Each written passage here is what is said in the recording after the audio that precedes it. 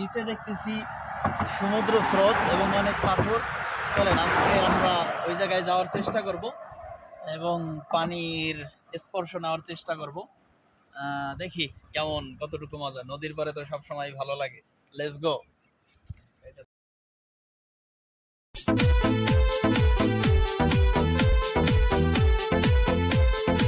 চলে এসেছি আমরা সেই একেবারে পানির কাছে। চলুন আমরা আস্তে আস্তে সামনে আগাই।